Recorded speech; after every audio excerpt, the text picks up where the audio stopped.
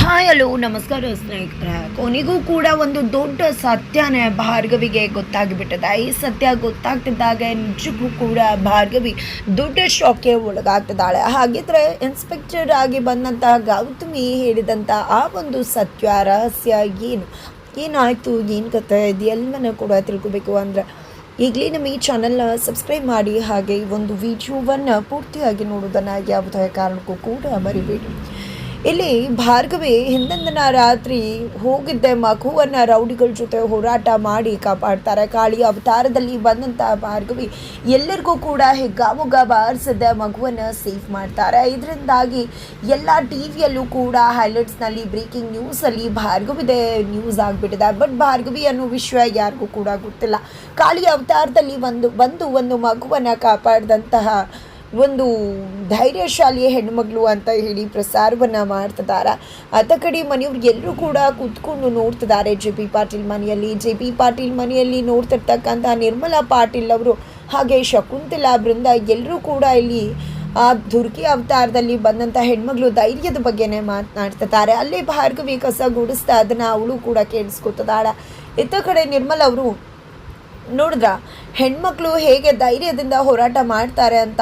ನೋಡು, ನೀನು ಕೂಡ ಇದೆಯಾ, ಕೋರ್ಟ್ ಹಾಕೊಂಡ್ರೆ ಮಾತ್ರ ನ್ಯಾಯ ಕೊಡ್ಸೋಕ್ಕಾಗೋದು, ಮಾವನ ವಿರುದ್ಧ ನಿಂತರೆ ಮಾತ್ರ ನ್ಯಾಯ ಕೊಡ್ಸೋಕ್ಕಾಗೋದು ಅಂತ ಹೇಳಿ ಮಾತನಾಡ್ತಿರ್ತೀಯಲ್ಲ. ನೋಡುವ ಹುಡುಗಿ ನೋಡಿ ಕಲಿ, ಹೇಗೆ ಕೋರ್ಟ್ ಹಾಕ್ತೆ ಜಸ್ಟ್ ಒಬ್ಬಳೇ ನಿಂತ್ಕೊಂಡು ಎಲ್ಲರನ್ನ ಕೂಡ ಹಿಗ್ಗಾಮುಗ್ಗ ಬಾರಿಸಿದಾಳೆ, ಹೇಗೆ ಆ ಮಗುವನ್ನು ಸೇವ್ ಮಾಡಿದಾಳೆ ಅಂತ. ಅದು ಧೈರ್ಯವಂತ ಹೋರಾಟಗಾರ್ತಿ ಅಂದರೆ ಅಂತ ಹೇಳಿ ಹೇಳ್ತಾರೆ. ಈ ಕಡೆ ಬೃಂದ ಕೂಡ ಹೌದು, ಒಂದೇ ಹುಡುಗಿ ಎಲ್ಲರನ್ನೂ ಕೂಡ ಇಷ್ಟು ಮಟ್ಟಿಗೆ ಹೊಡೆದು ಬುದ್ಧಿ ಕಲಿಸಿದಾಳೆ ಅಂದರೆ ಏನು ಸಾಮಾನ್ಯನ, ಖಂಡಿತ ಅಸಾಮಾನ್ಯ ಅಂತ ಹೇಳಿ ಬೃಂದ ಹೇಳ್ತಾರೆ.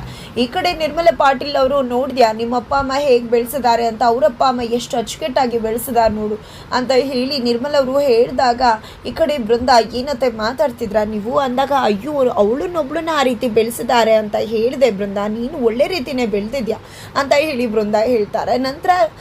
ನಿರ್ಮಲ ಅವರು ಹೇಳ್ತಾರೆ. ನಂತರ ಇಲ್ಲಿ ಬೃಂದ, ನೋಡು ಭಾರ್ಗವಿ, ನೀನು ಸರಿಯಾಗಿರೋ ಕೆಲಸನೇ ಆಯ್ಕೆ ಮಾಡ್ಕೊಂಡಿದ್ಯಾ, ನಿನಗೆ ಕೋಟು ಗೀಟು ಅದೆಲ್ಲ ಆಗಿ ಬರುವುದಿಲ್ಲ, ಕಸ ಗುಡಿಸ್ತಿದ್ಯಲ್ವಾ, ಇದೇ ನಿನಗೆ ಸರಿಯಾದ ಲಾಯ್ಕಿನ ಕೆಲಸ ಅಂತ ಹೇಳಿದಾಗ ಇತ್ತ ಕಡೆ ಅಜ್ಜಿ, ಏನಿದಲ್ಲ ನೀವು ಕಡೆ ಅವಳನ್ನು ಕೆಲಸದಿಂದ ಬಿಡಿಸಿ ಇವತ್ತು ನೀವು ಕಡೆ ಅವಳ ಬಗ್ಗೆ ಈ ರೀತಿಯೆಲ್ಲ ಮಾತಾಡ್ತಿದ್ರಲ್ಲ, ನಿಮ್ಮಂಥವ್ರಿಗೆ ಏನು ಹೇಳಬೇಕು. ಅವಳಿಗೂ ಕೂಡ ಸಮಯ ಪರಿಸ್ಥಿತಿ ಸರಿ ಇದ್ದಿದ್ರೆ ಅವಳು ಕೂಡ ಕಾಳಿ ಅವತಾರನೇ ತಾಳಿರ್ತಿದ್ರು. ಆದರೆ ಅವಳ ಸಮಯ ಪರಿಸ್ಥಿತಿ ಸರಿ ಇಲ್ಲ, ಅದಕ್ಕೋಸ್ಕರ ಈ ಕೆಲಸ ಮಾಡ್ಕೊಂಡಿದ್ದಾಳೆ ಹೊರತು ಈ ಕೈಲಾಗೋದಿಲ್ಲ ಅಂತಲ್ಲ. ನೀವು ಅವಳ ಬಗ್ಗೆ ಗೇಲಿ ಮಾಡೋ ಅವಶ್ಯಕತೆ ಇಲ್ಲ ಅಂತ ಹೇಳಿ ಅಜ್ಜಿ ಎಲ್ಲರನ್ನ ಕೂಡ ಬಾಯಿ ಮುಚ್ಚಿಸ್ತಾರೆ. ತದನಂತರ ಇದ ಕಡೆ ಗಂಗಾ ಕಾಲ್ ಮಾಡಿದ್ದಾರೆ ಶಕ್ತಿ ಪ್ರಸಾದ್ಗೆ. ಏನಿದಲ್ಲ ಒಂದಿನ ಕೂಡ ಈ ರೀತಿ ನಾವು ಯಾರೂ ಸಿಕ್ಬಿದ್ದಿದ್ದಲ್ಲ, ಆದರೆ ಇವತ್ತು ಹೇಗೆ ಸಿಕ್ಬೀಳೋಕ್ಕೆ ಸಾಧ್ಯ ಆಯಿತು, ಹೇಗೆ ಆ ಮಗು ನಮ್ಮನ್ನು ತಲುಪಲಿಲ್ಲ, ಹೇಗೆ ನಮಗೆ ಏನೇನು ಸಿಗಬೇಕು ಅದು ಯಾವುದು ಕೂಡ ತಲುಪಲಿಲ್ಲ, ಹೇಗೆ ಆಯಿತು, ಯಾಕೆ ನಿನ್ನ ಮಗನಿಗೆ ಹೇಳ್ಕೊಟ್ಟಿಲ್ವಾ ನೀನು ಹೇಗೆ ಕೆಲಸ ಮಾಡಬೇಕು, ಹೇಗೆ ಕೆಲಸನ ಮುಗಿಸ್ಬೇಕು ಅಂತ ಹೇಳಿ ರೊಚ್ಚಿಗೆ ಹೇಳ್ತಿದ್ದಾರೆ. ನಾನು ಖಂಡಿತವಾಗ್ಲೂ ನಿಮ್ಮ ಮೇಲೆ ಅಟ್ಯಾಕ್ ಮಾಡಬೇಕಾಗತ್ತೆ, ನನಗೇನು ಬೇಕೋ ಅದನ್ನು ನಿಮ್ಮಿಂದನೇ ಪಡ್ಕೋಬೇಕಾಗತ್ತೆ, ಖಂಡಿತವಾಗ್ಲೂ ಇದನ್ನೆಲ್ಲ ಮಾಡಿದ್ದು ಯಾರು ಅನ್ನೋದನ್ನು ಪತ್ತೆ ಹಚ್ಚಲೇಬೇಕು ನೀನು ಅಂತ ಹೇಳಿ ಶಕ್ತಿಗೆ ಹೇಳ್ತಿದ್ದಾರೆ. ನೀನೇನು ಯೋಚನೆ ಮಾಡಬೇಡ ಗಂಗಾ, ಎಲ್ಲ ಕೂಡ ಸರಿ ಹೋಗುತ್ತೆ, ಅವ್ರು ಯಾರು ಅನ್ನೋದನ್ನು ಪತ್ತೆ ಹಚ್ತೀನಿ ನಾನು ಆದಷ್ಟು ಬೇಗ.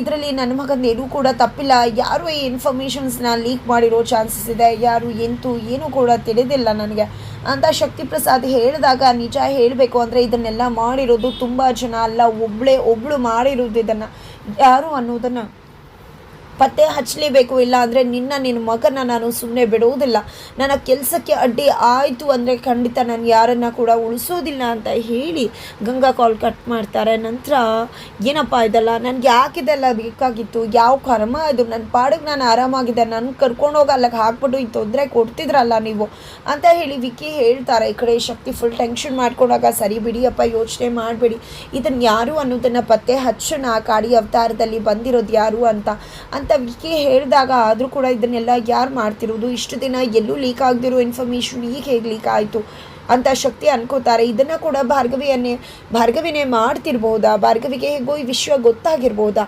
ರವೀಂದ್ರ ಭಟ್ಕಲ್ ಕೂಡ ಉಳಿದಿಲ್ಲ, ಆದರೂ ಕೂಡ ಈ ವಿಷಯ ಹೊರಗಡೆ ಬರೋದಕ್ಕೆ ಹೇಗೆ ಸಾಧ್ಯ, ರವೀಂದ್ರ ಭಟ್ಕಲ್ಲೇ ಭಾರ್ಗವಿ ಬೇರೆ ಯಾರಿಗೂ ಈ ವಿಷಯ ತಿಳಿಸಿರ್ಬೋದಾ ಅಂತ ಹೇಳಿ ವಿಕ್ಕಿ ಹೇಳಿದಾಗ, ಸುಮ್ಮನೆ ವಿನಾಕಾರಣ ಭಾರ್ಗವಿ ಹೆಸರು ಎತ್ಬೇಡ, ಅವಳು ಅಚ್ಚುಕಟ್ಟಾಗಿ ಮನೇಲಿ ಕೆಲಸ ಮಾಡ್ಕೊಂಡು ಬಿದ್ದಿದ್ದಾಳೆ, ಸುಮ್ಮನೆ ಅವಳ ಹೆಸರನ್ನ ಎತ್ತಿ ನನಗೆ ಟೆನ್ಷನ್ ಕೊಡಬೇಡ ವಿಕ್ಕಿ ಅಂತ ಶಕ್ತಿ ಪ್ರಸಾದ್ ಹೇಳ್ತಾರೆ. ಸರಿ ಆಯಿತು ಅಪ್ಪ, ಮೊದಲು ಇದನ್ನು ಯಾರು ಮಾಡಿರೋದು ಅಂತ ಹುಡುಕ್ತೀನಿ ನಾನು ಅಂತ ಹೇಳಿ ವಿಕ್ಕಿಯ ಒಂದು ಇನ್ಚಾರ್ಜ್ನ ತಗೋತಾರೆ. ನಂತರ ಇಲ್ಲಿ ಭಾರ್ಗವಿ ಗಂಡನಿಗೆ ಬೆಡ್ ಕಾಫಿ ಕೊಡ್ತಾರೆ. ಎಷ್ಟು ಟೆನ್ಷನ್ ಆಗಿತ್ತು ಗೊತ್ತಾ, ಕನಸಲ್ಲಿ ನಿಮ್ಮ ಮೇಲೆ ಯಾರು ಅಟ್ಯಾಕ್ ಮಾಡಿ ನಿಮಗೆ ತುಂಬ ತೊಂದರೆ ಆಗಿಬಿಟ್ಟಿತ್ತು ಅಂದಾಗ, ಅಯ್ಯೋ ಅದ್ರ ಬಗ್ಗೆ ಯಾಕೆ ಯೋಚನೆ ಮಾಡ್ತೀರಾ, ಕನಸ್ತಾನೆ, ತೊಗೊಳ್ಳಿ ಕಾಫಿನ ಅಂತ ಭಾರ್ಗವಿ ಹೇಳಿದಾಗ, ನಿನ್ನೆ ನೋಡಿದ್ರೆ ಆ ರೀತಿ ಅಷ್ಟು ಬದಲಾವಣೆ ಕಾಣಿಸ್ತಿತ್ತು, ಇವತ್ತು ನೋಡಿದ್ರೆ ಆರಾಮಾಗಿ ಬಂದು ಕಾಫಿ ಕೊಡ್ತಿದ್ರ, ಯಾಕೆ ಇಷ್ಟೊಂದೆಲ್ಲ ಬದಲಾವಣೆ?